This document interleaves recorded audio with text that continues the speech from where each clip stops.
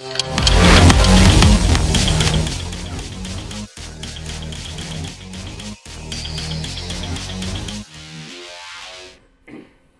நேயர்களே, சிந்தனை களம் நிகழ்ச்சிக்கு உங்கள் அனைவரையும் அன்புடன் வரவேற்கிறோம்.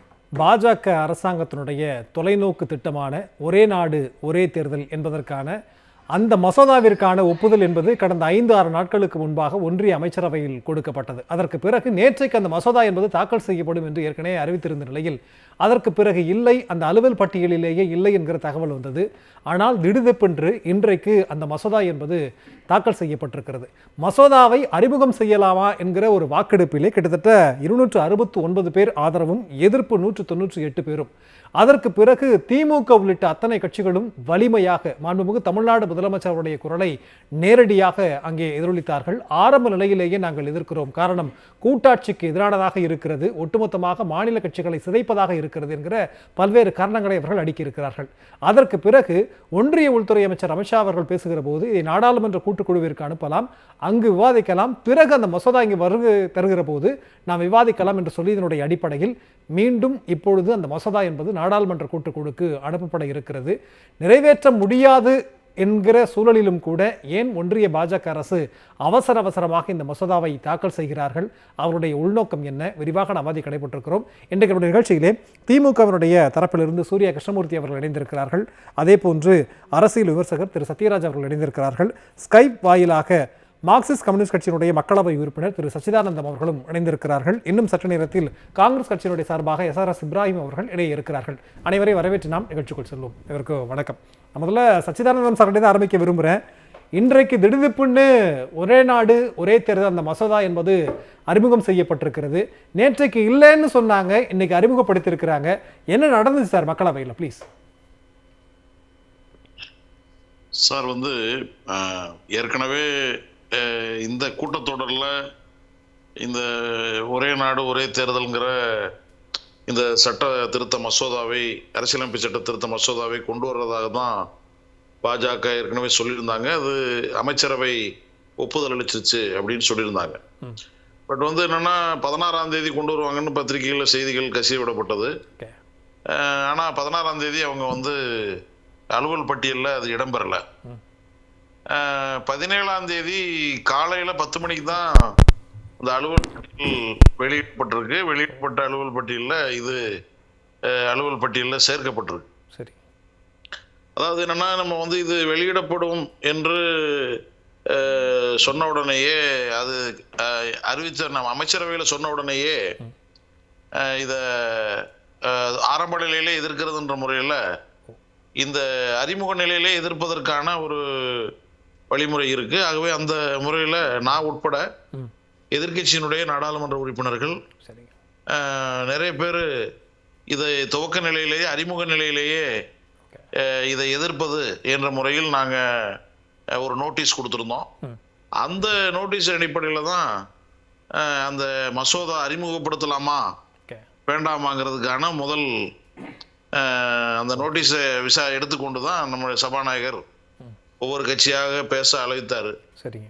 அப்படி அழைத்த போது என்னன்னா, நோட்டீஸ் கொடுத்தவங்கள தான் அழைக்கணும். முறைங்கிறது அதான். யார் நோட்டீஸ் கொடுத்துருக்காங்களோ என்ன காரணத்தை சொல்றீங்க, நீங்க இதை எடுத்துக்கொள்ள வேணாம்ங்கிறதுக்கு என்ன காரணத்தை சொல்றீங்கன்னு அவங்க கிட்ட கேட்கணும். சரிங்க.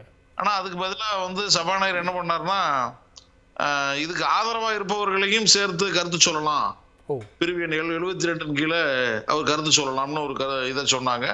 ஆகவே ஆட்சேபிப்பவருடைய கருத்தை நீங்க பதிவு பண்ணணும், ஆதரிப்பவருடைய கருத்து வேண்டியதில்லை தான், அரசாங்கத்தினுடைய கருத்து தானே அது. அது ஆதரிச்சா அது வர்றப்ப பார்த்துட்டு போறாங்க அப்படிங்கிற அடிப்படையில் அதை பேச அனுமதிக்கணும்னு சொன்னோம். அதையும் மீறி அந்த மசோதாவுக்கு ஆதரவாக பேசக்கூடிய தெலுங்கு தேசம் கட்சி, அதே மாதிரி 1-2 கட்சிகளை அதனுடைய தலைவர்களை பேச அழைச்சாரு. அப்போ நான் சபையில கூச்சல் குழப்பம், இது விதிமுறைக்கு மாறானது என்று கூச்சலும் குழப்பம் வந்துச்சு. அதுக்கப்புறம் இது ஒரு தலைவர்கள்லாம் பேச அனுமதிச்சாங்க. ஒரு கட்சிக்கு ஒரு வீதம் பேச அனுமதிக்கப்பட்டாங்க. அனுமதிக்கப்பட்டதுல பெரும்பாதியான எதிர்கட்சி சார்ந்தவர்கள் இந்த மசோதா அரசியலமைப்பு சட்டத்துக்கு விரோதமானது, கூட்டாட்சி கோட்பாட்டுக்கு விரோதமானது, ஆகவே இதை ஏன் எடுத்துக்க கூடாது அப்படிங்கிறதுக்கான காரணத்தை விளக்கி சொன்னாங்க. சொன்ன பிறகு அவர் வந்து குரல் வாக்கெடுப்பு மூலமா ஓகே அதை வந்து அறிமுகப்படுத்தலாம் அப்படிங்கிற மாதிரி அறிவிக்க போனார். டிவிஷன் கோரிக்கைங்கிறது முன்வைக்கப்பட்டது. அது டிவிஷன் கோரிக்கை வந்த உடனேயே அந்த மின்னணு வாக்குப்பதிவு இயந்திரம் இதுவரைக்கும் நாடாளுமன்ற கட்டடத்தில் பயன்படுத்தப்பட்டதில்லை. புதுசாக இதுதான் முதல் முறையா அது வாக்கெடுப்புங்கிறது பயன்படுத்தும். அதுக்கான ஏற்பாடுகள்லாம் பண்ணி அதெல்லாம் அறிவிச்சு, இதில் என்ன கொடுமைன்னா பல மின்னணு வாக்குப்பதிவு இயந்திரங்கள் செயல்படலை. ஓகே, ஓட்டு அளிப்பதற்கு நாடாளுமன்ற வளாகத்துக்குள்ளே செயல்படாத சூழ்நிலை இருந்தது.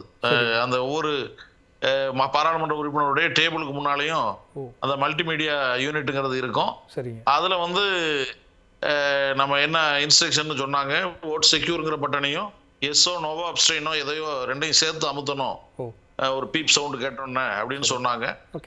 அந்த அடிப்படையில் நாங்கள்லாம் வாக்களித்தோம். வாக்களித்த போது கிட்டத்தட்ட ஒரு 100-150 பேருக்கு மேலே வாக்குப்பதிவு பண்ண முடியல. அது அவங்களுடைய அந்த யூனிட் வந்து அவங்களுடைய வாக்கை ஏற்றுக்கலை. அதுக்கப்புறம் பேலட்டில் வாக்களிச்சாங்க. வாக்களிச்சதனுடைய இறுதியில் தான் நீங்கள் சொன்ன அந்த முடிவுகள்ங்கிறது வந்துச்சு. அந்த முடிவின் அடிப்படையில் மசோதா அறிமுகப்படுத்தப்பட்டு இதை வந்து கூட்டு பாராளுமன்ற குழுவுக்கு அனுப்புறதுங்கிற முடிவோடு அது நின்றுருக்கு அப்படிங்கிறதான். ஏன்னா நாடு முழுவதும் இது வந்து இவ்வளவு ஒரு விவாதத்தை உருவாக்கி இருக்கக்கூடியது. பொதுவாக என்னன்னா, நம்ம பாஜகவை பொறுத்த வரைக்கும் என்னன்னா, நம்ம நாட்டில் ஜனநாயகத்தை கேலி கூத்தாக்குகிற ஒரு வேலையை தான் பாஜக அரசு, மோடி தலைமையிலான அரசு வந்து தொடர்ந்து பண்ணிட்டு இருக்காங்க. அது வந்து என்னன்னா, நீங்க வந்து நிச்சயமா சார், இதுல எனக்கு நமக்கு அடிப்படையில் என்ன கேள்வி வருது அப்படின்னா, நேற்றைக்கு வந்து மசோதா அறிமுகம்னு சொல்லிட்டு இல்ல அலுவல் பட்டியலே இல்ல, திடுதிப்புன்னு இன்னைக்கு வந்து பண்றாங்க, அதுவும் காலையில முடிவு செய்திருக்கிறாங்க அப்படிங்கிற விஷயங்கள் நீங்க சொல்றீங்க. அதுவும் முதன்முறையா அந்த எலக்ட்ரானிக் ஓட்டிங் மிஷின் அப்படிங்கிறது இதுக்காக தான் பயன்படுத்தி இருக்கிறாங்க அப்படின்ற இன்னொரு விஷயங்களை சொல்றீங்க. அவங்களுடைய நோக்கம் தான் என்ன? இன்னொன்னு, ஒன்றிய அமைச்சரவையில் இது ஒப்புதல் கொடுக்கப்பட்ட போது இது ஜேபிசிக்கு அனுப்பணும் பிரதமர் நரேந்திர மோடி சொன்னார்னு அமித்ஷா அவர்கள் சொல்றாங்க. இவ்வளவு விஷயங்கள் இருந்தும் ஏன் இன்னைக்கு அறிமுகப்படுத்தணும்? அவங்களுடைய நோக்கம் தான் என்ன? ஏதாவது புரிஞ்சுக்க முடிஞ்சுதா சார்? அவங்க வந்து என்னன்னா, ஏதோ ஒரு வகையில் இப்போ நீங்க வந்து பாஜகவுக்கு இந்த மெஜாரிட்டி இல்லைங்கிறது எல்லாருக்குமே தெரியும். இப்போ நீங்க உதாரணமா வந்து பாத்தீங்கன்னா, இவங்களுக்கு வந்து என்னன்னா, லோக்சபா வந்து மொத்தம் 543 பேர் லோக்சபா உறுப்பினர்கள்னா 364 பேர் ஆதரிச்சாதான் இந்த சட்டம் நிறைவேற்றப்படும். அதே மாதிரி ராஜ்யசபால வந்து 245 பேர்ல நீங்க வந்து 174 பேர் ஆதரவு தெரிவிச்சாதான் இந்த சட்டம் நிறைவேறும். ஆனா 112 பேர் தான் அவங்களுக்கு என்டிஏவுக்கு இருக்கிறது. லோக்சபால 272 தான். 364 எண்ணிக்கையை அவங்க எட்டவே முடியாது. இருந்தாலும் வந்து அவங்க வந்து இந்த மசோதாவை குறைந்த எண்ணிக்கையில பாராளுமன்ற உறுப்பினர் பங்கேற்கிற உறுப்பினர்களில் வாக்கு அப்படின்னு தான் வரும். சரிங்க, மொத்த உறுப்பினர்கள் வாக்குன்னு வராது, பங்கேற்ற உறுப்பினர்கள் வாக்கு. அது மாதிரி தான். அது மாதிரி இது மாதிரி திடீரென்று அறிவிக்கிறது, திடீரென்று வாக்கெடுப்பு நடத்துறதுங்கிறதே கூட இது ஒரு குறுக்கு வழியில் இந்த சட்ட மசோதாவை வெற்றி பெற வைக்கணுங்கிற ஒரு நோக்கத்தோடு தான் பாஜக இதை தாக்கல் பண்ணியிருக்காங்க அப்படின்னு தான் சார் பார்க்கணும். நிச்சயமா இல்ல, ஜேபிசிக்கு அமைச்சிருக்கிறாங்க, பரவாயில்ல, ஜனநாயக வழியில போறாங்க, எதிர்கட்சிகளுடைய குரலுக்கு செவி சாய்க்கிறாங்க அப்படின்னு நம்ம எடுத்துக்கலாமா அப்படிங்கிற ஒரு கேள்வி வைக்க வேண்டியது இருக்கே சார். சார் அதாவது வந்து இது அடிப்படையாவே இதனுடைய என்ன கேள்வி எழுப்ப வேண்டியிருக்குன்னா, இந்த ஒரு நாடாளுமன்றத்துல எந்த அறிவிப்பும் செய்யாமல் ஒரு பிரதமர் வந்து தன்னிச்சையா சுதந்திர தினத்தன்னைக்கு உரை நிகழ்த்துறப்ப அவரை அறிவிக்கிறார். சரி, ஒரே நாடு ஒரே தேர்தல் என்ற நடைமுறையை நம்முடைய நாட்டில் தேசத்துல கொண்டு வரணும்னு சுதந்திர தின உரையில அறிவிக்கிறார். அறிவிச்சுட்டு நீங்க வந்து பாத்தீங்கன்னா, நாடாளுமன்றத்துல பேசாமல், கலந்து பேசாமல், நாடாளுமன்றத்தினுடைய கருத்தை கேட்காமலேயே ராம்நாத் கோவிந்த் அவர்கள் தலைமையில ஒரு உயர்மட்ட குழு அமைக்கப்படுது அமைச்சரவையால். அமைச்சரவைக்கு அதிகாரமே இருந்தாலும் அமைக்கப்படுது. அவங்க வந்து போய் விசாரணை பண்றாங்க. ஒரு 47 கட்சிகளை விசாரிச்சதாகவும் 32 கட்சிகள் அவங்களுக்கு அதுக்கு ஆதரவு தெரிவிச்சதாகவும் நாடு முழுவதும் ஏகமா ஆதரவு தெரிவிக்கப்பட்டிருக்குன்னு அவர் பத்திரிகையிலே பேட்டி கொடுக்குறாரு. இன்னைக்கு அறிக்கை வந்து ஜனாதிபதியிடம் ஒப்படைச்சதாக வருது. இதை பற்றியெல்லாம் நாடாளுமன்றத்திற்கு எந்த கவனமும் இல்லாமல் ஒரு பிரதமர் தனியா அறிவிக்கிறாரு, அமைச்சரவை கூடி. இல்ல நிச்சயமா சொல்லல, உங்களுடைய எதிர்பார்ப்பு புரிஞ்சுக்க முடியுது. பாஜகவினுடைய தேர்தல் அறிக்கை ஒண்ணு, பாஜகவுடைய தேர்தல் அறிக்கையை நிறைவேற்றுவதற்கு சிபிஎம்னுடைய எம்பி கிட்ட கேட்டுட்டு தான் நாங்க நடத்தணுமா அப்படின்னு எதிர்கேள்வி அவங்க கேட்கலாம் இல்லையா? பேசலாம் சார். அடுத்த சுற்றுகளில் பேசலாம். அடுத்த சுற்றுகளில் நான் வர்றேன். மற்ற விருதுகள்கிட்ட நான் பேசிட்டு வர்றேன். சூர்யா, அதாவது எதிர்பார்க்காத நேரத்தில் திடுதிப்புன்னு அறிமுகப்படுத்தி திரும்ப ஜேசிபிக்கு அனுப்புகிறோம் அப்படின்னு சொல்லியிருக்கிறாங்க. உங்களுடைய பார்வை? முதல்ல இந்த joint parliamentary committee, select committee, நாடாளுமன்றத்தினுடைய பல்வேறு அலுவல் குழுக்கள், ஓகே, இதையெல்லாம் 10 ஆண்டுகளாக மக்கள் மறந்திருந்தார்கள். அவர்களுடைய காதுகளில் இந்த வார்த்தையெல்லாம் விழுந்து 10 வருஷம் இருந்தது. சரி, நாங்கள் ஒரு ஜேபிசி கேட்டோம் அப்படின்னா, எதிர்க்கட்சிகள் கேட்டது அப்படின்னா, முடிஞ்சால் ஓட்டெடுப்புக்கு விடு. அதாவது ஒரு மசோதா எப்படி அறிமுகப்படுத்தப்படும்னா, முதல்ல அமைச்சரவை ஒப்புதல் அளிக்குவாங்க. அதன் பிறகு நாடாளுமன்றத்தில் இதை அறிமுகப்படுத்துறதுக்கு ஒப்புதல் கோருவாங்க. அதை பெரும்பான்மை இருக்கிறதுனால ஓட்டெடுப்பு இருக்காது. ஆனால் இன்னைக்கு அதுக்கு ஓட்டெடுப்பு நடந்தது. அந்த ஓட்டெடுப்பில் அவங்க வெற்றி பெறுறாங்க. அதற்கு பிறகு பொதுவாகவே அதை பற்றின விவாதத்தில் 2 வகையான இடையீடுகள் இருக்கும். ஒன்று திருத்தம் கோர்றது. அந்த திருத்தத்தை ஆளுந்தரப்பு ஏற்றுக்கிட்டா வாக்கெடுப்பு நடக்காது, திருத்தம் டிராஃப்டில் மசோதாவில் ஏறிடும். இல்லைன்னா வாக்கெடுப்பு நடக்கும். சிஏஏ பில்லுக்கு திருச்சி சிவா அவர்கள் ஒரு திருத்தத்தை கொண்டு வந்தாங்க. அந்த பில்லு நிறைவேற போகுதுன்னு தெரியுது. கடைசியாக ஒரு முயற்சியாக இஸ்லாமியர்களையும் இலங்கையையும், அதாவது ஈழத்தமிழர்களையும் உள்ள சேர்க்கணும்னு ஒரு திருத்தம் கொண்டு வந்தாங்க. சேலஞ்ச் பண்ணாங்க பிஜேபி, முடிஞ்சா நீங்க ஓட்டெடுப்புக்கு விடுங்கன்னு. ஓட்டெடுப்புக்கு விடப்பட்டது. அதிமுக ஆதரிச்ச காரணத்தினால் அந்த திருத்தம் டிஃபீட் பண்ணப்பட்டது. இல்லைன்னா சிஏஏல அது 2 ஏறி இருக்கும். அதே போல பல்வேறு மசோதாக்களுக்கு ஜேபிசிக்கு அனுப்புங்க, செலக்ட் கமிட்டிக்கு அனுப்புங்க அப்படின்னு எதிர்க்கட்சிகள் கோரும். ஆளுங்கட்சி அதை ஏத்துக்கிடுச்சுன்னா வாக்கெடுப்பு தேவையில்லை. ஆளுங்கட்சி ஏத்துக்கலன்னா வாக்கெடுப்புக்கு போகும். பெரும்பகுதி அது டிஃபீட் ஆயிடும். சரி, கடைசியாகத்தான் இந்த திருத்தங்கள் ஏற்றுக்கொள்ளப்பட்டு அல்லது நிராகரிக்கப்பட்டு ஜேபிசிக்கு போயிட்டு இல்ல செலக்ட் கமிட்டிக்கு போயிட்டு இல்ல செலக்ட் கமிட்டிக்கே போகாம கடைசியாக தான் பில்லு நிறைவேறும். அதுக்கு இன்னைக்கு 2/3 மெஜாரிட்டி உங்களுக்கு தேவை. இது வரைக்கும் நீங்க ஜேபிசி கேட்டா வாக்கெடுப்புக்கு விடு, செலக்ட் கமிட்டி கேட்டா வாக்கெடுப்புக்கு விடு, அமெண்ட்மெண்ட் கேட்டா வாக்கெடுப்புக்கு விடு, இப்படி தன்னுடைய அதிகார மமதையில உட்கார்ந்து ஆடிக்கொண்டிருந்த பாஜக ஜேபிசி வேணும்னு எதிர்க்கட்சிகள் கேட்ட உடனே அமித்ஷா எழுந்து சொல்றாரு, நாங்களும் ஜேபிசி ஆதரிக்கிறோம். பாஜகவினுடைய வாயிலிருந்து இந்த வார்த்தை வரத்துக்கு 400ங்கிற எண்ணை அடிச்சு உடைச்சு மக்கள் 230 கொண்டு நிறுத்த வேண்டியிருக்கு. அப்ப உண்மையான ஜனநாயகம் எதிர்க்கட்சிகள் வலுப்பெறுகிற போது நாடாளுமன்றத்துக்குள்ள நடக்குது அப்படிங்கறத நம்ம கேட்க. அப்ப அமித்ஷா ஜனநாயக பாதைக்கு வந்துட்டாருன்றீங்க? வர வைத்திருக்கிறோங்கிறோம். சரி, ஜனநாயகம்னா என்னன்னு கேட்டவர் இதுதான் ஜனநாயகம்னு நாடாளுமன்றத்துல தமிழ்நாட்டில் வென்ற 40க்கு 40, வெஸ்ட் பெங்கால்ல பெற்ற வெற்றி, மகாராஷ்டிரால பெற்ற வெற்றி இல்ல அடிப்படையில இல்ல நீங்க வர வைத்திருக்கிறோம்ங்கறதுல மாற்று கருத்து இல்ல. ஒருவேளை வர வைத்திருந்தாலும் கூட இந்த மசோதா என்பது நேற்றைக்கே அறிமுகப்படுத்தப்படும்னு சொல்லி ஏன் பின்வாங்கினாங்க? திடுதிப்புன்னு இன்றைக்கு ஏன் அறிமுகப்படுத்துறாங்க? ஏற்கனவே பிரதமர் சொல்லிட்டாரு அதனால ஜேபிசிக்கு அப்படின்னு. இப்ப இதெல்லாம் ஜனநாயகத்தை மட்டும்தான் உறுதிப்படுத்துதா இல்ல வேற ஏதோ விஷயத்தை நமக்கு புலப்பட வைக்குதா? பாஜக ஜனநாயகவாதின்னு சொன்னதா நீங்க புரிஞ்சுக்க கூடாது. சரி, ஜனநாயகத்திற்கு எதிர்ச்சொல் பாஜக, அது அவங்களுக்கு ஒரு நாளும் ஒவ்வாத சொல். உடனே மறுத்துட்டீங்களா? இல்ல, நான் சொல்றது இந்த அவையில ஜேபிசிக்கு போகணும் அப்படிங்கிற முடிவை எதிர்க்கட்சிகள் எடுக்கிறது. ஆளுங்கட்சி அதை ஒப்புக்கொண்டதில்ல. அந்த ஜனநாயகத்தை இன்னைக்கு உறுதி பண்ணிருக்கோம். அந்த மெஜாரிட்டி இல்லங்கிற அச்சத்தை இன்னைக்கு உறுதி பண்ணிருக்கோம். அந்த அச்சத்தை கொடுத்திருக்கிறோம் அப்படிங்கிறதுக்காக சொல்றேன். ஏன்னா இன்னைக்கு அவங்களுக்கு நல்லா தெரியும் 2/3 மெஜாரிட்டி 366 எம்பிக்கள் இல்லாம இந்த மசோதா பாஸ் ஆகாது அப்படின்னு தெரியும். இன்னைக்கு அவங்க 2 பில்ல இன்ட்ரோடியூஸ் பண்ணிருக்காங்க. ஒன்னு பார்லிமெண்ட் லா, யூனியன் டெரிட்டரி அமெண்ட் பண்றதுக்கு, அதுக்கு 2/3 மெஜாரிட்டி தேவையில்ல, சிம்பிள் மெஜாரிட்டி வச்சு அவங்க பண்ணிடுவாங்க. இன்னொன்னு கான்ஸ்டிடியூஷனல் அசெம்பிளி அமெண்ட்மெண்ட், அதுக்கு 366 பேரோட ஆதரவு தேவை. அப்ப அவங்களுக்கு நல்லா தெரியும் அது இல்லைன்னு. ஏன்னா இவங்களுடைய எண்ணிக்கை 230, கூட்டணியோட சேர்த்து 293, இந்தியா அணியோடு சேராதவர்கள் இருக்காங்கல்ல அவங்க பிளஸ் சுயேட்சை எல்லாம் சேர்த்தாலே அதிகபட்சம் இவங்களுக்கு 306 இருந்து 316 எக்ஸ்ட்ரீம் கண்டிஷன்ல வரும். 50 பேர் ஷார்டேஜ் நிச்சயமா வருவாங்க. அப்ப அது அவங்களுக்கு நல்லா தெரியும். அதனாலதான் எனக்கு ஜேபிசிக்கு அனுப்புறாங்க.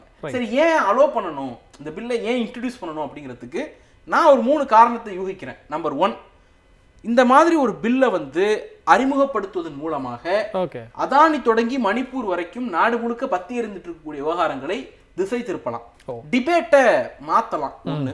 2வது, எதிர்க்கட்சிகளுடைய ஒற்றுமை, இந்தியா அணியினுடைய ஒற்றுமையை அசைத்து பார்க்கலாம். ஒருவேளை ஏதாவது ஒரு 2 கட்சிக்கு ஒரே நாடு ஒரே தேர்தல்ங்கிற அந்த திட்டத்தின் மீது ஆதரவு நிலைப்பாடு எடுக்க வைத்து அந்த கூட்டணியிலே சலசலப்பு அப்படின்னு அந்த கூட்டணியை உடைப்பதற்கான முயற்சியில ஈடுபடலாம். இது 2. 3வது, இந்த பில்லை இப்ப இன்ட்ரோடியூஸ் பண்ணதுனால என்ன ஆயிடுச்சு, இன்னைக்கு ஜேபிசிக்கு அனுப்பிட்டீங்க, 6 மாதமோ 1 வருடமோ ஜேபிசி ரிவ்யூ பண்ணி திருப்பி வரப்போகுது, திருப்பி பார்லிமெண்ட்டுக்குள்ள கொண்டு வர போறீங்க. அந்த 1 வருட கேப்ல எதிர்க்கட்சிகளை என்ன வேணா இவங்க பண்ணலாம். இடி வச்சிருக்காங்க, ஐடி வச்சிருக்காங்க, சிபிஐ வச்சிருக்காங்க, ஓகே, யாரை வேணாலும் விலைக்கு வாங்கலாம். கடந்த கால அனுபவங்கள் அப்படி இருக்கு. சரி, அப்ப அதை இப்பவே பண்ணிட்டதுனால 5 ஆண்டுகள் நமக்கு டைம் இருக்கு. ஏதாவது ஒரு தருணத்துல அதை திருப்பி கொண்டு வந்துடலாங்கிற முன்னெச்சரிக்கை நடவடிக்கையா இருக்கலாம். ஒருவேளை 2 வருடம் கழித்து இதை கொண்டு வந்தாங்கன்னா அப்ப எதிர்க்கட்சிகள் என்ன சொல்லு, ஜேபிசிக்கு அனுப்புங்க அப்படிங்க. 1 வருஷம் அனுப்புனா 3 வருஷம் ஆயிடும். 2 வருஷம் கேப்ல எதிர்க்கட்சிகளை உடைக்க முடியாது. அப்ப அதெல்லாம் அனுமானித்து ஒரு முன்னெச்சரிக்கை நடவடிக்கை காரணமாக இப்பவே இந்த கூட்டத்தொடரை அதை இன்ட்ரோடியூஸ் பண்ணிருக்கலாம். அப்ப 3 வகை இருக்கிறது. ஒண்ணு, எதிர்க்கட்சிகளை உடைக்கலாம்ங்கிற யூகமா இருக்கலாம், உத்தியா இருக்கலாம், அரசியல் உத்தி. இல்லன்னா மடைமாற்றும் உத்தியா இருக்கலாம். மூணாவது முன்னெச்சரிக்கை நடவடிக்கையா இருக்கலாம். இந்த மூணுல ஏதோ ஒரு அடிப்படையில தான் அவங்க கொண்டு வந்திருக்காங்க. சத்யராஜ், நீங்க எப்படி பார்க்கறீங்க? ஒரே நாடு ஒரே தேர்தல்னு சொன்ன உடனே முதலமைச்சர் அவர்கள் ஆரம்பத்திலிருந்தே கடுமையாக எதிர்க்கிறாங்க. எதிர்க்கிறது மட்டுமல்ல, எல்லோரும் ஒன்று கூடி எதிர்க்க வேண்டும் ஜனநாயக சக்திகள்லாங்கிற ஒரு கோரிக்கை வைத்திருக்கிறாங்க. பாஜக அரசாங்கம் அறிமுகப்படுத்திட்டாங்க, ஜேபிசிக்கும் அனுப்ப முடிவு செய்திருக்கிறாங்க. கருத்து? இப்போ இந்த ஜேபிசிக்கு அனுப்பிச்சதே வந்து ஒரு விதமான ஒரு ட்ரையல் தான். அதாவது ஒரு 1 இயர் 2 இயர்ஸுக்குள்ளே அந்த டைம் எடுத்து இதை எக்ஸிக்யூட் பண்ணுறதுக்கான, அவங்க டென்யூருக்குள்ளே இந்த 5 வருஷத்துக்குள்ளே வந்து எக்ஸிக்யூட் பண்ணுறதுக்கான ஒரு பிளான் தான் இது அப்படின்னு வந்து சூர்யா ரொம்ப தெளிவாக சொன்னார். அது ரொம்ப உண்மையான விஷயம். ஏன்னா அவங்களுக்கு வந்து இது வந்து ரொம்ப முக்கியமான ஒரு பிரைமரி விஷயமா இருக்குது. ஒரு நாடு ஒரு தேர்தல் அப்படிங்கிறது அவங்களுடைய குறிப்பாக ஆர்எஸ்எஸ் உடைய அஜெண்டாவில் ரொம்ப நாளாக இருக்கக்கூடிய ஒரு முக்கியமான ஒரு விஷயம். ஸோ அது வந்து அவங்க ரொம்ப நாளாக வச்சுருக்காங்க. இதில் நான் பார்க்குற இடம் அப்படின்னா, இந்த ஒன் இண்டியா ஒன் எலெக்ஷன் குறித்தெல்லாம் பேசும்போது காமனாக பொதுமக்கள்கிட்ட இல்லை பிஜேபி ஆதரவாளர்கள் அப்படிங்கிற ஆட்கள் வந்து பேசும்போது மிகப்பெரிய செலவாயிருச்சு, 1 லட்சம் கோடியெல்லாம் செலவாகுது, தேர்தல்னாவே 1.5 லட்சம் கோடி செலவாகுது, அதுக்காக தான் வந்து இதெல்லாம் குறைச்சா நல்லது தானே மக்களுக்கு செய்கிறாங்க அப்படிங்கிற உரையாடலை தான் அதிகமாக வந்து ஒரு பரவலாக ஒரு நான் சொல்கிறது அப்பார்ட் ஃப்ரம் டெக்னிக்கலை தாண்டி ஒரு காமன் மேனாக ஒரு நிறைய பேர் உரையாடல் நகர்த்திட்டே இருக்காங்க. நீங்கள் வாட்ஸ்அப் குரூப்லேயே இந்த செய்தி தான் அனுப்பிச்சிட்டு இருக்காங்க. ஆனால் ஆக்சுவலி இது வந்து இந்தியன் பட்ஜெட்டில் ஒதுக்கி இந்த 1.5 லட்சம் கோடி வந்து செலவு பண்ண போகிறது கிடையாது. ஒட்டுமொத்தமான எலெக்ஷன் ப்ராசஸ்னுடைய செலவாக தான் பார்க்கப்படுது. அதில் கட்சி செலவு பண்ணுறாங்க, சாதாரண ஒரு கேண்டிடேட் செலவு பண்ணக்கூடிய எல்லா விஷயத்தையும் சேர்த்து. என்னோட நினைவு சரின்னா 2 நாளைக்கு முன்னாடி வந்து செய்தி 40,000 கோடி தான் செலவாயிருக்கிறது அப்படின்றத நாடாளுமன்ற தேர்தல் சொன்னாங்க. பட்ஜெட்டில் இதெல்லாம் ஒதுக்கியிருக்காங்களா அப்படின்னா, பட்ஜெட்டில் அவங்க எவ்வளோ ஒதுக்குறாங்க அப்படின்னா, வெறும் லாஸ்ட் ப்ரீவியஸில் பார்த்தீங்கன்னா ஒரு 3,800, அதாவது 2014 எலெக்ஷனில் ஒரு 3,800 கோடி செலவாயிருக்கு கவர்மெண்ட் சைட்லேருந்து அப்படின்னு தான் சொல்கிறாங்க. சரி. ஆனால் அதுக்கு பிறகு 2 வருஷம் 2019 டேட்டாஸ் எவ்வளோ எக்ஸாக்டாக 20 எவ்வளோ செலவு பண்ணாங்க அப்படிங்கிறதுக்கான எக்ஸாக்டாக டேட்டாஸ் இன்னும் அவங்க சொல்லலை. சரி. ரெண்டாவது, இதில் வந்து இவிஎம் ப்ரொக்யூர் பண்ணுறது, அது இல்லாமல் வந்து எலெக்ஷனை கண்டக்ட் பண்ணுறது, செக்யூரிட்டி சர்வீஸாக இருக்கட்டும், இல்லை நீங்கள் வந்து ஒரு ஓட்டர் ஐடி கொடுக்கறது, எல்லாம் சேர்த்து பார்த்தாலே 2014 கம்பேர் பண்ணி இப்போ பார்த்தா அதிகபட்சமாக ஒரு 10,000 to 15,000 கோடி வந்து கவர்மெண்ட்டுடைய பட்ஜெட்லேருந்து அலோகேட் பண்ணலாம், அவ்வளோதான். சரி. ஆனால் ஒரு பொது புத்தியை கட்டமைக்கிறது அப்படிங்கிறது வந்து பரவலாக நடந்துகிட்டு இருக்கு. செலவு அதிகம். 1 லட்சம் கோடி செலவு பண்ணுறாங்க. இது வந்து ஒரு பெரிய இஷ்யூ, ஒரு கிரைசிஸ். எதுக்கு இவ்வளோ பணத்தை செலவு பண்ணுறாங்க?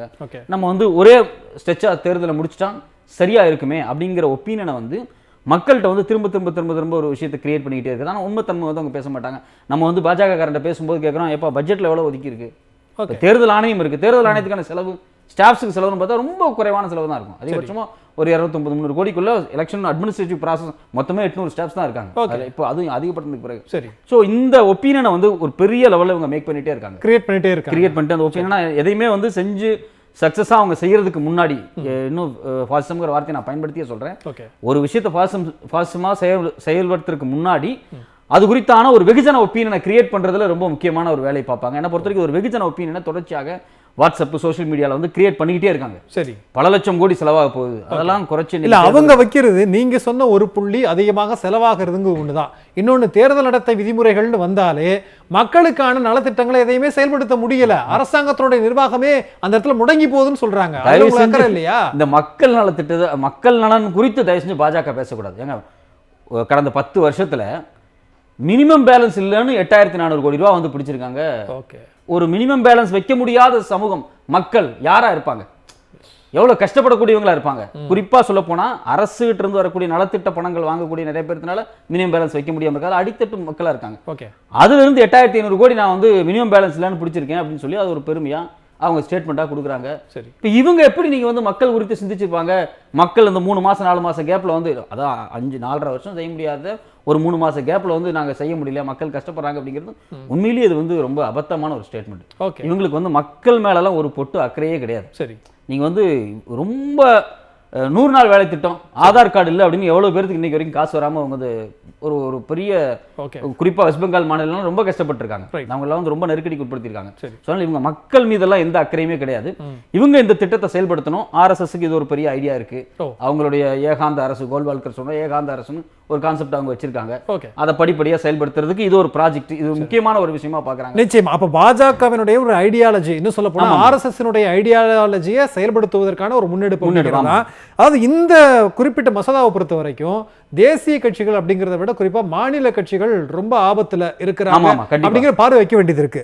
அதெல்லாம் தெரியாமலா தெலுங்கு தேசம் ஆதரிக்கிறாங்க, ஐக்கிய ஜனதா தளம் ஆதரிக்கிறாங்க, தமிழ்நாட்டில் பாமக ஆதரிக்கிறாங்க, தமாக ஆதரிக்கிறாங்க, அதிமுக என்ன நிலைப்பாடு எடுக்கணும்னு தெரியாது. பேசுவோம் சின்ன அடுத்த சுற்றுகளை நம்ம பேசுவோம். இப்ராஹிம், நீங்க எப்படி பார்க்குறீங்க? ஏற்கனவே இருந்த ஒரு நடைமுறை தான் 51லேருந்து 67 வரைக்கும் ஒரே நாடு ஒரே தேர்தல் நடந்தது. நீங்க ஒரு புதிய மசோதாவா பார்க்குறீங்க.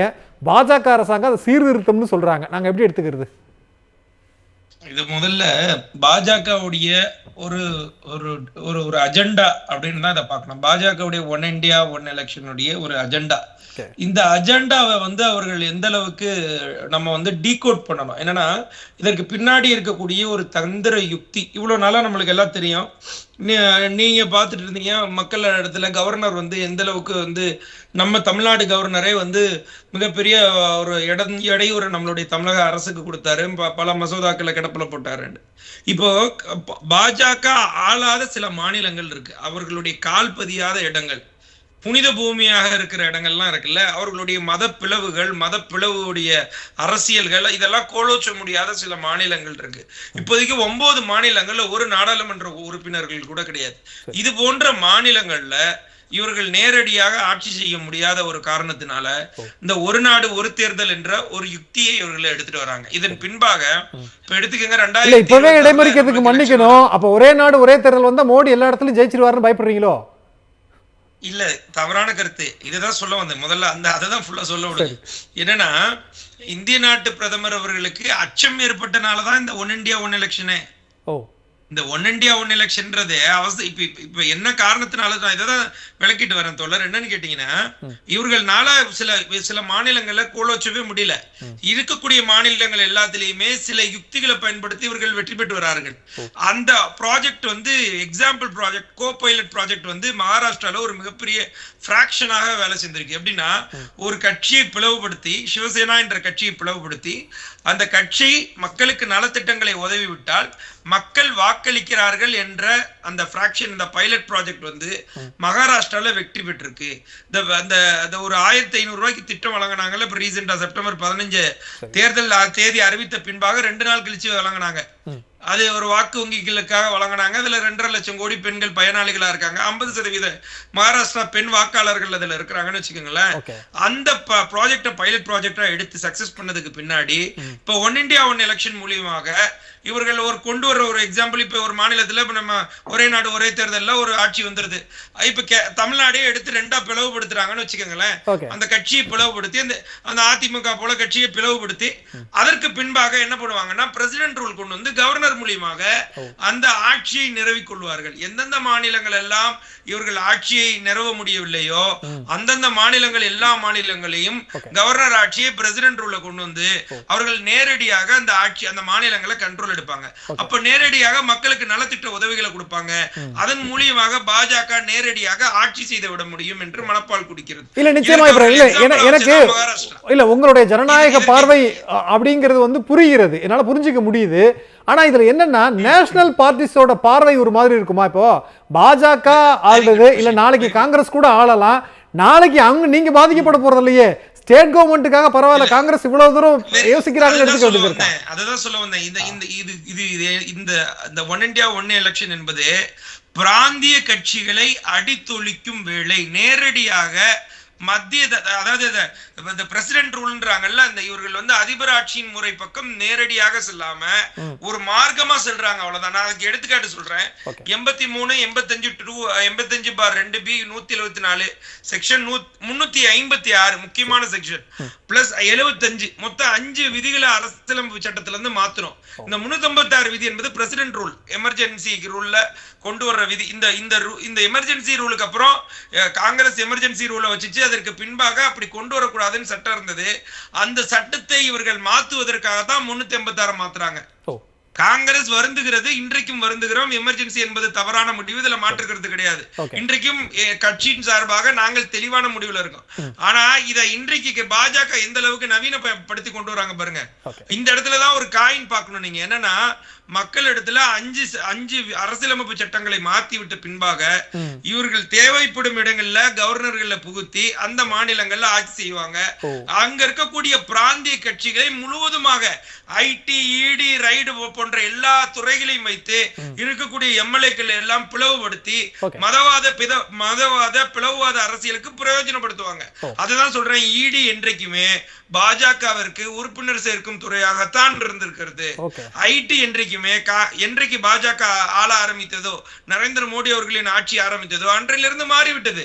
இது தெல்ல தெளிவாக இருக்கக்கூடிய நிறுவனம் இல்ல. ஆனா இன்னைக்கு தமிழ்நாட்டினுடைய தமிழக பாஜக தலைவர் அண்ணாமலை பேசும்போது தமிழக பாஜக தலைவர் அண்ணாமலை பேசும்போது இதை நீங்க தவறா திருத்தி பேசுறீங்க, அப்படி எந்த பயமும் இல்லைன்னு சொல்றாரு. இன்னொன்னு நாடாளுமன்றத்துல சட்ட ஒன்றிய சட்ட அமைச்சர் அவரும் பேசுறார், மாநில கட்சிகளுக்கு எந்த பாதிப்புமே இல்லை அப்படின்னு. அவங்களுடைய வார்த்தைகள்லாம் நீங்க நம்ப தயாரா இல்லையா? எலெக்ஷன் நடக்கும்போது சேர்ந்து நடக்க போகுது, அவ்வளவுதான். நீங்க ஏன் இன்னொரு கருத்து வைக்கிறீங்க? நீங்க திருச்சி சொல்றீங்கன்னு கேக்குறாங்க. இல்ல, வெரி குட். இதுல என்ன ஒரு கருத்துனா, இந்திய நாட்டு பிரதமர் இந்த இந்த இந்த ஒரு நாடு ஒரு தேர்தல் அறிக்கையின் கொடுத்த போது தேர்தல் பிரச்சாரங்கள் எல்லாத்திலையும் சொன்னாரு, இது குறித்து நாடாளுமன்றத்தில் எந்த கேள்வி கேட்டாலும் நான் பேசுவேன். இன்னைக்கு இந்திய நாட்டு நாடாளுமன்றத்துல ஒன் இந்தியா ஒன் எலெக்ஷன் தேர்தலுடைய இவர்களுடைய முன்னெடுத்து வந்த மிகப்பெரிய ஒரு திட்டத்தை கொண்டு வருகிறார்கள் நாடாளுமன்றத்துல. இன்னைக்கு இந்திய நாட்டு பிரதமர் நாடாளுமன்றத்தில் இல்லை, ராஜஸ்தான்ல ஓராண்டு நிறைவு பெற்ற விழாவுக்கு சென்று விட்டார். ஒண்ணு. இன்னொரு விஷயம் என்னன்னு கேட்டீங்கன்னா, நாடாளுமன்றத்துல இந்த மசோதாக்கு, இந்த ஒன் இந்தியா ஒன் எலெக்ஷனுடைய மசோதா இருக்குல்ல, அதற்கு வாக்களிக்கிறதுக்கு இ ஓட்டிங் மிஷின் பாதி ஒர்க் ஆகலையா, மீதி எல்லாம் பேப்பர்ல ஓட்டு போட்டிருக்காங்க நாடாளுமன்ற உறுப்பினர்கள் எல்லாம். இந்த நிலைமையில நாடாளுமன்றத்தை வைத்திருக்கிறது பாஜக அரசு. இதை தாண்டி இவ்வளவு நாளா நம்ம எல்லாம் பேசிக் கொண்டிருந்த விவாத பொருள் அதிமுகவுடைய நிலைப்பாடு, பாஜகவுடைய கூட்டணி என்பது நாம எல்லாம் சொல்லிட்டு இருந்த சைலண்ட் பார்ட்னர் அப்படின்னு சொல்லிட்டு இருந்தோம்ல, இன்றைக்கு தெல்ல தெளிவா we are open partner என்று தெல்ல தெளிவாக அதிமுக இந்த முறை இந்த சட்டத்திற்கு ஆதரவு கொடுத்ததன் மூலமாக பாஜக கூட்டணியில் தான் நாங்கள் தமிழ்நாட்டில் அங்கம் வகிக்கிறோம் என்பதை தெல்ல தெளிவாக நேற்று பொதுக்குழுவில் கோகுல் இந்திரா அவர்களும் மற்றும் எடப்பாடியார் அவர்களும் தெல்ல தெளிவாக சாட்சியாக இந்த அமெண்ட்மெண்ட்டுக்கு, இந்த சட்ட மசோதாவுக்கு ஆதரவு தெரிவித்து பாஜகவுடைய கூட்டணியை நிரூபித்து விட்டார்கள் என்பதில் எந்த மாற்று கருத்தும் இல்லை. இனிமேல் நீங்க கள்ள உறவு எல்லாம் சொல்ல வேணாம், டைரக்ட் உறவு தான், டைரக்ட் கூட்டணி தான். நீ மறுத்துலாம் பேச முடியாது, மறுதளித்தும் பேச முடியாது. இதுதான் நாங்க சொல்லி வரோம். சச்சிதானந்தம் சார், உங்ககிட்ட தான் கேட்க விரும்புறேன். அதாவது இதுல டோட்டலா இந்த மசோதாவை நம்ம எடுத்து பேசணும் அப்படின்னா, மாநில கட்சிகளினுடைய அவங்களுக்கு ஒரு ஆபத்து இருக்கிறது. ஒட்டுமொத்தமாக அந்த மாநில உரிமைங்கிறதே பறிக்கப்படக்கூடிய வாய்ப்புகள் இருக்கிறது. ஒற்றை அதிபர் ஆட்சி முறையை நோக்கி போகிறது அப்படின்னு பல்வேறு குற்றச்சாட்டுகள் நம்ம வைக்கலாம். இதை ஆதரித்த பல்வேறு கட்சிகள்ல அவர்கள் கூட்டணியில இருந்தாலும் கூட மாநில உரிமையை அடகு வைத்து விட்டு எப்படி ஆதரிக்கிறாங்க, இல்ல அவங்களுக்கு புரியல அப்படிங்கிற ஒரு பார்வைக்குள்ள நம்ம வர வேண்டியது இருக்கிறது. அதுவும் தமிழ்நாட்டில் இருக்கக்கூடிய கட்சிகள் கூட ஆதரிச்சிருக்கிறாங்களே சார். அதாவது இப்ப பாஜக தான் கொண்டு வரக்கூடிய திட்டங்களை செயல்படுத்தணும்னு சொன்னா அதுக்கு என்ன நிலைப்பாடு வேணாலும் எடுப்பாங்க, என்ன காம்ப்ரமைஸ் வேணாலும் அவங்களுக்குள்ள பண்ணிக்குவாங்க சார். இப்ப 5 வருடத்துக்கு ஒரு முறை தேர்தல், இடையில மாநில சட்டமன்றங்கள் கலைக்கப்பட்டாலோ அல்லது ஒரு நிலையற்ற சூழல் வந்தாலோ அந்த இன்னொரு தேர்தல் நடைபெறுகிற போது அது முழுமையான 5 ஆண்டுகளுக்கு நடக்காது. இதுவே நம்ம நாட்டு சிஸ்டத்தை சீர்குலைக்கிற மாதிரி ஏற்பாடு தானே. தேர்தல்ங்கிறது 5 ஆண்டுகளுக்கு ஒரு தேர்வு செய்யப்படக்கூடிய அரசாங்கம் 5 ஆண்டுகளுக்கு முழுமையாக செயல்பட வேண்டும் என்பது நம்ம ஏற்கனவே நம்முடைய அரசியலமைப்பு சட்டம் வழங்கி இருக்கக்கூடிய உரிமை. அதுல கை வைக்கிறதுங்கிறது எந்த வகையில நியாயம் அப்படிங்கிறது இருக்கு. இன்னொன்னு 5 வருஷத்துக்கு தேர்தலே சந்திக்க மாட்டோம் அப்படிங்கிற ஒரு சூழ்நிலை வந்துருச்சுன்னா மத்திய அரசாங்கம்லாம் பாத்தீங்கன்னா இப்ப மோடி அரசாங்கம்லாம் என்ன வேணாலும் செய்வாங்க. நீங்க குறிப்பா விவசாயிகளுக்கு விரோதமான சட்டங்களை ஏற்றிட்டு 1 வருஷமா போராடினாங்க. டெல்லியினுடைய வீதியில விவசாயிகள் போராடினாங்க. போராடுற விவசாயிகளை அழைச்சு பேசி எந்த முடிவுமே எட்டாமல் கிட்டத்தட்ட 781 விவசாயிகள் அந்த களத்திலேயே பலியானாங்க. அதுக்கு பிறகு கூட இந்த அரசாங்கம் மனமிறங்கல. 5 மாநில தேர்தல் வருவதை ஒட்டித்தான் தேர்தலில் இது பாதிப்புகளை உருவாக்குமே என்பதற்காகத்தான் அவங்களை கூப்பிட்டு பேச்சுவார்த்தை நடத்தினாங்க. நாங்க வந்து இந்த சட்டத்தை வாபஸ் வாங்கிக்கிறோம்னு சொன்னாங்க. அது நாடாளுமன்றத்திலே அது வாபஸ் பெறப்பட்டது என்பது வரலாறு. இப்ப நீங்க வந்து நீங்க எந்த திட்டங்களும் 5 வருஷம் கழிச்சுதான் அப்படின்னா நீங்க இடைப்பட்ட காலங்கள்ல எத்தகைய தாக்குதலையும் அவர்கள் மேற்கொள்வாங்க. அதுக்கு லைசன்ஸ் கொடுக்கறதுக்கான ஏற்பாடு தான் இப்ப ஏற்கனவே இந்த அரசினுடைய நீங்க சொல்றதுடைய அடிப்படை இப்படி, அதாவது ஒன்றியத்துல யாரு வெற்றி பெற்றாலும் சரி, அதற்கு அடுத்து ஏதோ ஒரு மாநிலங்கள்ல தேர்தல் நடக்கும். 5 வருஷத்துக்கு தேர்தலே இல்லைன்னா சர்வாதிகாரமா தான் இருப்பாங்க அப்படின்னு நீங்க சொல்றீங்க, அப்படிதானே? நிச்சயமா சார், நிச்சயமா சார், நிச்சயமா அப்படிதான் இருப்பாங்க. ஏன்னா நீங்க வந்து இப்ப இந்த நீங்க வந்து பாஜக வந்து பாத்தீங்கன்னா இங்க தேர்தல் சீர்திருத்தம்ங்கிற முறையில அவங்க கொண்டு வந்த தேர்தல் பத்திரம் கொண்டு வந்தோம்னு சொன்னாங்க. தேர்தல் பத்திரத்துல என்ன அடிப்படையா நமக்கு என்ன தேர்தல் பத்திரம்னா நீங்க எல்லாரும் கணக்கு காமிப்பாங்கன்னு சொன்னோம். இப்ப இன்னைக்கு வந்து என்ன நிலைமை, தேர்தல் பத்திரத்துல முழுக்க முழுக்க ஆதாயம் அடைந்தது பாஜகங்கிற கட்சி மட்டும்தான். ஏன்னா அவங்க வந்து யாரெல்லாம் அவங்களுக்கு வந்து இடி ரெய்டு நடத்தினாங்களோ அவங்க எல்லாம் கொண்டு தேர்தல் பத்திரம் வாங்கி பாஜக கொடுக்குறாங்க. உண்மையான தேர்தல் சீர்திருத்தம்ங்கிறது எதுன்னா இப்ப வந்து இந்தியா கூட்டணிக்கும் நம்ம வந்து என்டிஏ கூட்டணிக்கும் இடையில வாக்கு வித்தியாசம்ங்கிறது 2% விட குறைவு, 1.9% தான். 2% வாக்கு வித்தியாசத்துலதான் இன்னைக்கு என்டிஏனுடைய ஆட்சி நடைபெறுது. ஆனால் இந்த பெரும்பகுதியான மக்கள் வாக்களித்திருக்கக்கூடிய மக்கள் இருக்காங்களே, இவங்களுக்கு ரெப்ரசன்டேஷன் கொடுக்கறதா பொருத்தமான தேர்தல் சீர்திருத்தமா இருக்கும். அதை பத்தி இவங்க பத்தி எல்லாம் கவனிக்கிறது இல்ல. நீங்க வந்து ஒரு ஓட்டு கூட வாங்கினாலும் அந்த வேட்பாளர் ஜெயிச்சவர் ஆகிறாரு, மீதி ஓட்டு போட்டவங்களுடைய குரலை யார் ஒழிக்கிறது அப்படிங்கிறது இருக்கு. ஆகவே இந்த விகிதாச்சார பிரதிநிதித்துவம் என்பதுதான் உண்மையான சீர்திருத்தமா இருக்கும். அதை கொண்டு வருவதற்கு இந்த பாஜக இதை பற்றி எல்லாம் இவங்க யோசிக்கிறது கிடையாது. 5 ஆண்டுகளுக்கு ஒரு முறை தேர்தல் நடத்துவது அப்படிங்கிறது வந்து இது மெல்ல மெல்ல என்னன்னா மாநில கட்சியினுடைய ஆதிக்கத்தை முழுவதும் குறைத்து ஒரு கட்சி 2 கட்சி ஆட்சி முறையை கொண்டு வருவதற்கான ஒரு ஏற்பாடு, அதிபர் ஆட்சி முறையை நோக்கி நகர்வதற்கான ஏற்பாடு, இது எல்லாமே RSS அஜெண்டா.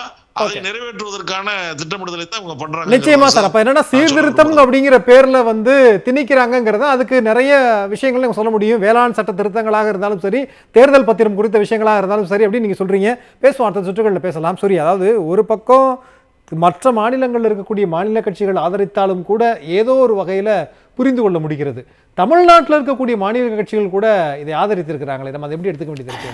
தமிழ்நாட்டில் மாநில கட்சிகள் ஆதரவு அப்படிங்கிறது தமிழ் மாநில காங்கிரஸ் ஆதரிச்சிருக்காங்க. அவர்கள் பாஜகவினுடைய ஒரு பிரிவாகத்தான், கிளைக்கழகமாக தான் இங்கே செயல்பட்டு இருக்காங்க. அதனால அதில் எனக்கு ஆச்சரியம் கிடையாது. பாமகவினுடைய ஆதரவு அப்படிங்கிறது இந்த form of one nation one போலுக்கானதா இல்லை. ஏன்னா அவங்க என்ன சொல்றாங்கன்னா, நாடு முழுக்க நாடாளுமன்ற தேர்தல் நடத்தி முடிச்சுட்டு சட்டமன்ற தேர்தலையும் உள்ளாட்சி தேர்தலையும் சேர்த்து நடத்துங்கிற மாதிரி தான் அந்த கமிட்டிக்கு ரெக்கமெண்டேஷன் கொடுத்துருந்தாங்க. நாளைக்கு என்ன முடிவெடுக்க போறாங்க, ராஜ்யசபாவுக்கு வரும்போது என்ன முடிவெடுக்க போறாங்கன்னு நமக்கு தெரியாது. ஏன்னா அவர் ஒன்றிய பாஜகவுக்கு எதிராக எந்த முடிவும் எடுக்கக்கூடியவர் இல்லை. இந்த மசோதா வருதுங்கிறதுனால தான் 10-15 நாளா லீவ் போட்டிருந்தவர் நேற்று இன்னைக்கு ஹவுஸ்க்கு போயிருக்காரு அப்படிங்கிறதே நம்ம சேர்த்து பார்க்க வேண்டியிருக்கு. அதிமுக எதிர்க்கிறதுக்கு போயிருக்கலாம் இல்லையா, நாளைக்கு பார்த்து தெரிஞ்சிடும் எதை போய் இது வரைக்கும் எதிர்த்தாரு அப்படிங்கிறது வந்து உங்களுக்கே திருப்பி போடலையா. அடிப்படையில் வந்து அதிமுகவினுடைய ஆதரவு நிலைப்பாடுங்கிறது அதிர்ச்சி அடையவோ ஆச்சரியப்படவோ எந்த விஷயமும் இல்லை. ஏன்னா 2018க்கு முன்பு இந்த மசோதா, இந்த ஐடியா முதல்ல விவாதிக்கப்பட்ட போது ஜெயலலிதா மிக கடுமையாக எதிர்த்தார். அதை வந்து நம்ம சொல்லலை, எடப்பாடி பழனிசாமியே ஜெயலலிதா எதிர்த்ததை நானும் எதிர்க்கிறேன்னு 2018 எழுதினார். ஆனால் 2021க்கு பிறகு அவருடைய நிலைப்பாட்டை மாற்றிக்கொண்டார். நான் வந்து ஒரே நாடு ஒரே தேர்தலை ஆதரிக்கிறேன்னு சொன்னார். 2023 வரைக்கும் கூட்டணி தர்மம், சிஏஏவை போய் ஆதரிச்சோம், வேளாண் சட்டத்தை ஆதரிச்சோம், அதெல்லாம் கூட்டணி தர்மம். அந்த மாதிரி இதுவும் கூட்டணி தர்மம் அப்படின்னு நம்ம எடுத்துக்கிட்டோம்னா 2023 டிசம்பர் மாதமே கூட்டணி விட்டு வெளியே வந்து விட்டது அதிமுக. ஜனவரி 2024 ராம்நாத் கோவிந்த் அவர்கள் தலைமையிலான உயர்மட்ட குழுவுக்கு எழுதிய எழுத்துப்பூர்வ கடிதத்தில் அவர்கள் அதிமுக என்ன சொல்லியிருக்கிறாங்கன்னா, நாங்கள் இந்த ஒரே நாடு ஒரே தேர்தல் திட்டத்தை ஆதரிக்கிறோம் அப்படின்னு. சரி, மோடியினுடைய சர்வாதிகார கனவை பாஜக எந்த அளவுக்கு தாங்கி பிடிக்கிறதோ அதை விட அதிகமாக அதிமுக தாங்கி பிடிக்கிறது. சரி, அப்படிங்கிறது தான் அதுல பார்க்க வேண்டியிருக்கு. ஒண்ணு. இன்னொன்று, இந்த சட்ட திருத்தத்தை பொறுத்த வரைக்கும் இன்னைக்கு இன்ட்ரடியூஸ் பண்ணப்பட்ட திருத்தங்கள்ல ஒரு 4 முக்கியமான திருத்தம் இருக்கு. ஒன்று, ஆர்டிகிள் 82A, அதுல ஒரு 6-7 பிரிவுகளை சேர்க்கிறாங்க. ஆர்டிகிள் 83, ஆர்டிகிள் 172, ஆர்டிகிள் 327 இதெல்லாம் சேர்க்கிறாங்க. இதுல 2 கவனிக்க தகுந்த அம்சம் என்னன்னா, 82A அதுல 3வது உட்பிரிவு என்ன சொல்லுதுன்னா, பாராளுமன்றத்தினுடைய ஆயுட்காலம் நிறைவடைகிற போது சட்டமன்றங்களுடைய ஆயுட்காலம் நிறைவடையும். அப்ப அவங்க என்ன சொல்றாங்கன்னா, பாராளுமன்றத்தினுடைய அதற்கு ஏற்ப சட்டமன்றங்களை மாற்றி அமைத்து. ஓகே, சட்டமன்றங்களினுடைய ஆயுள் என்பது பாராளுமன்றம் நாடாளுமன்றத்தை ஒட்டி அமைந்திருக்கணும். அப்ப இன் ரெஃபரன்ஸ் டு பார்லிமெண்ட்னு சொல்லும் போதே பாராளுமன்றத்துக்கு சபார்டினேட் யூனிட்டா அதற்கு கீழ்ப்படிந்த ஒரு அமைப்பாக சட்டமன்றங்களை மாற்றுகிறார்கள். ஓகே, அது ஏற்க முடியாது. சரி, இந்திய அரசியல் சாசனத்தின்படி சட்டமன்றங்கள் தங்களுக்கான அதிகாரத்தை மக்களிடமிருந்து பெறுகிறார்கள். நாடாளுமன்றம் தனக்கான அதிகாரத்தை மக்களிடமிருந்து பெறுகிறது. நாங்க நாடாளுமன்றத்திலிருந்து அதிகாரத்தை பெற்றுட்டு வந்து இங்க சட்டம் ஏற்றல, மக்களிடமிருந்து அதிகாரத்தை பெற்றுட்டு வந்துதான் சட்டமன்றங்கள் இங்க சட்டங்களை ஏற்றுகிறார்கள். அப்படி இருக்கிறப்போ நாடாளுமன்றத்திற்கு கீழ்ப்படிந்த ஒரு சபார்டினேட் யூனிட்டாக சட்டமன்றங்களை மாற்றுவது அப்படிங்கிறது அடிப்படையில் ஏற்கவே முடியாத ஒரு விஷயம். ஜனநாயகத்துக்கு முற்றுமுழுதான விரோதமான விஷயம். இதை வந்து அதிமுக கொண்டு வந்தா, பாஜக கொண்டு வந்தா, பாஜக யார் ஆதரித்தாலும் யார் கொண்டு வந்தாலும் இந்த தத்துவத்தை அடிப்படையில் எதிர்க்கிறோம். ரெண்டாவது, எலெக்ஷன் கமிஷனுக்கு வந்து ஒரு மாநிலத்தில் தேர்தல் நடத்தலாமா வேணாமாங்கிற முடிவெடுக்கக்கூடிய அதிகாரத்தை இது கொடுக்கிறது. ஆபத்தான போக்கு. 82A உட்பிரிவு 5 என்ன சொல்லுதுன்னா, நாடாளுமன்றத்தோடு சேர்த்து எல்லா மாநிலங்களுக்கும் தேர்தல் நடத்தணும் தான். ஒருவேளை எலெக்ஷன் கமிஷன் ஒரு குறிப்பிட்ட மாநிலத்தில் அல்லது சில மாநிலங்களில் தேர்தல் நடத்த முடியாது என்று கருதினால் குடியரசுத் தலைவரிடம் அதை அறிவித்து குடியரசுத் தலைவரிடம் ஒரு நோட்டிபிகேஷன் வாங்கி அந்த மாநிலங்களில் தேர்தல் நடத்தாமல் இருக்கலாம், பின்னல் நடத்தி கொள்ளலாம். ஆனா ஒரு வருஷம் கழிச்சு நடத்துறாங்கன்னு வச்சுக்கோங்க, அப்ப அந்த ஆயுட்காலம் 4 வருஷம் தான். 2 வருஷம் கழிச்சு நடத்துறாங்கன்னா அதுக்கான ஆயுட்காலம் 3 வருஷம் தான். இப்ப இந்த சரத்துப்படி என்ன நடக்குதுன்னா, ஒரே நாடு ஒரே தேர்தல் இவங்க முன்வைக்கிற முழக்கம் இருக்குல்ல, அது அடிபட்டு போயிடுது. அப்ப ஒரே நாடு ஒரே தேர்தல்ங்கிறது பிராக்டிகலி இம்பாசிபிள் தமிழ்நாடு முதலமைச்சர் சொன்னார்ல, அதை பில்லுல அவங்க ஒத்துக்கிறாங்க. பிராக்டிகலி எல்லா மாநிலங்களுக்கும் நாடாளுமன்றத்துக்கு சேர்த்து எங்களால தேர்தல் நடத்த முடியாதுங்க, அதனாலதான் அவங்க இசிஐக்கு ஒரு பவர் கொடுக்குறாங்க, உங்களால் நடத்த முடியலன்னா நடத்தாது. சரி, அப்புறம் எதுக்கு ஒரே நாடு ஒரே தேர்தல்? இதுல இன்னொரு முக்கியமான ஒரு ஆபத்தான விஷயம் என்னன்னா, இப்போ ஒரு மாநிலத்துல குடியரசுத் தலைவர் ஆட்சி அமல்படுத்துறோம், அதை கவர்னர் ஆட்சி அமல்படுத்துறோம், 6 மாதத்திற்குள் நீங்க அதை வாபஸ் பெற்றாகணும், தேர்தல் நடத்தி ஆகணும், இல்லைன்னா திருப்பி இன்னொரு முறை அறிவிப்பு வெளியிட்டாகணும். ஆனா இப்ப இந்த எலெக்ஷன் கமிஷன் ஆஃப் இந்தியாவுக்கு ஒரு மாநிலத்தில் தேர்தல் நடத்த வேண்டாம்னு ஒரு ஒப்பீனியன், ஒரு அதிகாரத்தை கொடுக்குறீங்கல்ல, அதை எத்தனை மாதங்களுக்கு என்று வரையறுக்கவில்லை, எத்தனை வருடங்களுக்குன்னு வரையறுக்கல. 6 மாதம்ன்றது அந்த 5 வருஷம் கூட ஆகலாம். ஓகே, நான் ஏன் சொல்றேன்னா, as soon as possibleன்னு கவர்னருக்கு ஒரு அதிகாரத்தை கொடுத்து வச்சிருந்தோம். கவர்னர்கள் இன்னைக்கு 7 வருஷம் 8 வருஷம் 10 வருஷம் ஒரு பில்லு மேல உட்காந்துட்டு as soon as possible, இதுதான் எங்களுக்கு ரொம்ப ஏர்லி அப்படின்னு சொல்றாங்க. அதே கதை நாளைக்கு இங்க நடக்கும். 10 ஆண்டுகள் விட்டுருங்க, 15 ஆண்டுகள் விட்டுருங்க, 20 ஆண்டுகளுக்கு பிறகு என்ன நடக்க போகுது? எங்களுக்கு வந்து இதை அதாவது ஒரு மாநிலத்தில் தேர்தல் நடத்தாமல் இருக்கக்கூடிய அதிகாரம் எங்களுக்கு இருக்கு, அதை பயன்படுத்தி நாங்க நடத்தாம இருப்போம்னு எலெக்ஷன் கமிஷன் சொல்ல முடியும்ல. இன்னொன்னு, ஒரு சட்டமன்றம் இருக்குன்னா அந்த சட்டமன்றம் எலெக்ஷன் இப்போ வந்து எல்லா மாநிலத்துக்கும் நடந்துருது. திடீர்னு ஒரு உத்தரப்பிரதேசத்துல ஆட்சி கலைஞ்சிடுது, பாஜகவுக்கு எம்எல்ஏக்கள் பலம் இல்லாம கலைஞ்சிடுதுன்னு வச்சுக்கோம். இன்னும் 2 வருஷம் பெண்டிங் இருக்கு. இப்ப எலெக்ஷன் கமிஷன் ஒரு ஃப்ரெஷ்ஷா ஒரு எலெக்ஷன் நடத்துவாங்க. அப்படி நடத்தும் போது அந்த அறிவிப்பிலேயே என்றைக்கு இந்த சட்டமன்றத்தினுடைய ஆயுள் முடியுதுங்கிறத எழுதுவாங்க. அதை இப்படி சொல்லியிருந்தா பரவாயில்ல, பொதுவா போட்டிருக்காங்க. சட்டமன்ற தேர்தலுக்கான அறிவிப்பானை வரும் பொழுதே அந்த சட்டமன்றத்துக்கான ஆயுட்காலம் எவ்வளவுங்கிறத எலெக்ஷன் கமிஷன் தான் நிர்ணயிக்குங்கிறாங்க. அப்ப என்ன அர்த்தம்? ஒவ்வொரு 5 வருஷத்துக்கும் இப்ப தமிழ்நாடு பிடிக்கல, 5 வருஷத்துக்கு ஒரு தேர்தல் நடத்த முடியாது, 1.5 வருஷம் தான் ஆயுட்காலம்னு நாளைக்கு 20 ஆண்டுகள் கழித்து நிர்ணயிக்க மாட்டீங்கன்னு என்ன அர்த்தம்? அப்ப எலெக்ஷன் கமிஷன் ஆஃப் இந்தியாவுக்கு இவ்வளவு பெரிய பவரை கொடுக்கிறது அப்படிங்கிறது இது மறைமுகமாக பாஜக சர்வாதிகாரத்தை நோக்கி இந்த இடத்துல தள்ளுது அப்படிங்கிறத பார்க்க வேண்டியிருக்கு.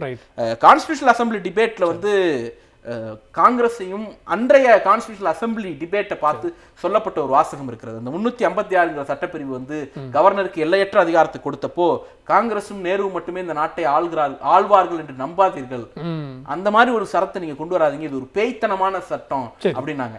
இன்னைக்கு மோடியை பார்த்து நாம சொல்ல வேண்டியது அதே தான், மோடி மட்டுமே இந்த நாட்டை ஆள்வார்னு நினைச்சிட்டு கொண்டு வராதீங்க அப்படின்ட்டு. அன்னைக்கு காங்கிரஸை நோக்கி சொல்லப்பட்டதுக்கு என்ன காரணம்னா, நேரு என்கிற நல்லவர் மட்டும் இந்த நாட்டை ஆள்வார்னு நினைக்காதீங்கன்னாங்க. மோடி மாதிரி எல்லாம் வந்துருவாருன்னு அன்னைக்கு சொன்னாங்க.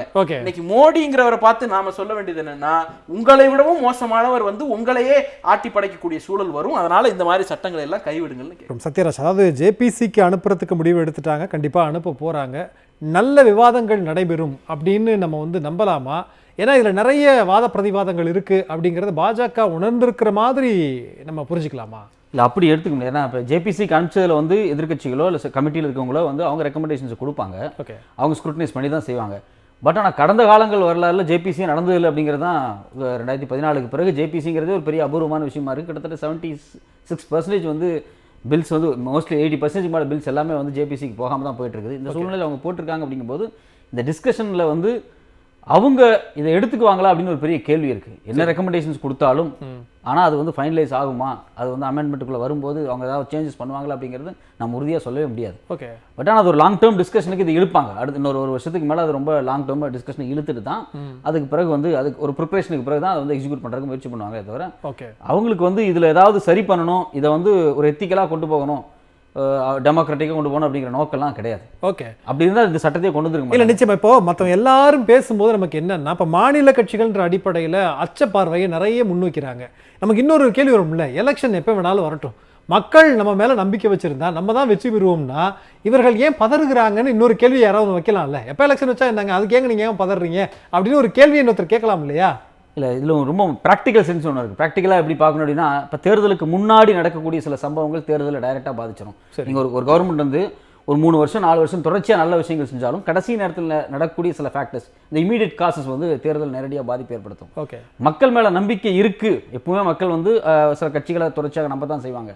இப்போது ஏற்கனவே இருக்கக்கூடிய பல ஃபேக்டர்ஸில் என்ன ப்ரிப்பரேஷன் நடந்துட்டு இருக்கு அப்படின்னா, அரசு திட்டங்கள் இருக்குது பார்த்தீங்களா, சென்ட்ரல் கவர்மெண்ட்டோட திட்டங்கள் எல்லாமே இப்போ வந்து மாநில பெயர்கள் வந்து நீக்கப்பட்டுருச்சு. பெரும்பாலும் அந்த திட்டங்கள் எல்லாமே வந்து மத்திய டைரெக்டாக பிரதமர் இப்போ வீடு கட்டும் திட்டம் வந்தால் கூட மோடி வீடு கட்டி தராரு அப்படின்னு தான் பேசிட்டு இருக்காங்களே தவிர, லோக்கலில் பாப்புலராக பேசும்போது அதில் ஸ்டேட் கவர்மெண்ட் எவ்வளோ ஃபண்டு போடுது, ஸ்டேட் கவர்மெண்ட்டோட கான்ட்ரிபியூஷன் எவ்வளோங்கிறதெல்லாம் டிஸ்கஷன் இல்லை. ஓகே, இது மாதிரி மாநில கட்சிகளுக்கு இருக்கக்கூடிய செல்வாக்கை படிப்படியாக பல்வேறு திட்டங்களினூடாக குறைச்சிக்கிட்டே வர்றாங்க. அப்படி குறைக்கும் போது களத்துல இது பிரதிபலிப்பு இருக்கும். கண்டிப்பா ஒரு காமனா பாத்தீங்கன்னா கண்டிப்பா அதனோட பிரதிபலிப்பு இருக்க தான் செய்யும்.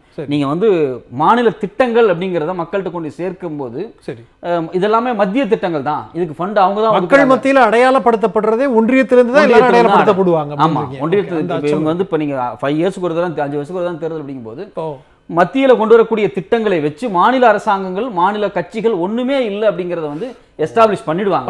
ஏற்கனவே அதான் பண்ணிட்டு இருக்காங்க. சரி, பல திட்டங்கள் மாநில அரசாங்கத்தினுடைய கான்ட்ரிபியூஷன்ஸ் தான் அதிகமா இருக்கும். ஓகே, ஆனா நீங்க வந்து தேர்தல் நேரத்தில் பிரச்சாரங்களை பார்த்தீங்க அப்படின்னா இதெல்லாமே வந்து சென்ட்ரல் ஸ்கீம்ஸ், இதெல்லாமே வந்து மோடி கொண்டு வந்த ஸ்கீம்ஸ் அப்படின்னு சொல்லி ஒரு ப்ரொபகேண்டா, மாஸ் ப்ரொபகேண்டாவை அவங்க பண்ணும்போது இது எவ்வளவுதான் செல்வாக்கு இருந்தாலும் அந்த செல்வாக்கை வந்து குறைக்கிறதுக்கான வாய்ப்புகள் ரொம்ப அதிகம். சரி, ஸோ அதனால அது ஏன்னா காமன் மக்களுக்கு வந்து புரிய வைக்கிறது கொஞ்சம் கஷ்டமா தான் இருக்கு சில இடத்துல. ஓகே, ஸோ அந்த அப்ரோச் தான் அவங்க பண்றாங்க. ஓகே, ரைட், பேசுவோம். இப்ராஹிம், உங்களுடைய நிறைவான பார்வை என்ன சொல்ல விரும்புறீங்க? சுருக்கமா ப்ளீஸ், நேரம் இல்லை.